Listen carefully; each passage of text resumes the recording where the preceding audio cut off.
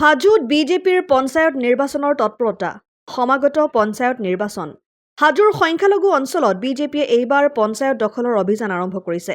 এই উদ্দেশ্যে বিজেপি অনুসূচিত জাতি মৰ্চাৰ জিলা সমিতি সভাপতি নেতৃত্বত হাজোৰ বৰ্ণিত সংখ্যালঘু ভোটাৰক আকৰ্ষণৰ সজাগতা অনুষ্ঠানত বৰ্ণিত এণ্ড স্পৰ্টছ ক্লাবক এটি স্মাৰ্ট টিভি প্ৰদান অনুসূচিত জাতি মৰ্চাৰ সমান্তৰালকৈ হাজোৰ বৰ্ণি খনিয়াদি আধিয়াপাৰা কলিতাকুছি অঞ্চলৰ 12টা বুথত এই মাহৰ প্ৰধানমন্ত্ৰীৰ মন কী বাত অনুষ্ঠান শুনিবলৈ ৰেডিঅ'ৰ প্ৰদানৰ প্ৰতিশ্ৰুতি।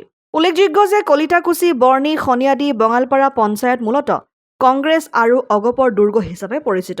কিন্তু এইবাৰ পঞ্চায়ত নিৰ্বাচনত দুয়োটা দলক উফৰাই বিজেপি দখলৰ বাবে তৎপৰ হৈ পৰিছে। বিজেপি অনুসূচিত জাতি মৰ্চা সংখ্যালঘু মৰ্চাই গাঁৱে গাঁৱে ক্লাবে ক্লাবে সজাগতা সভা পাতি সংখ্যালঘু লোকসকলক দলটোৰ প্ৰতি আকৰ্ষণৰ চেষ্টা চলাইছে।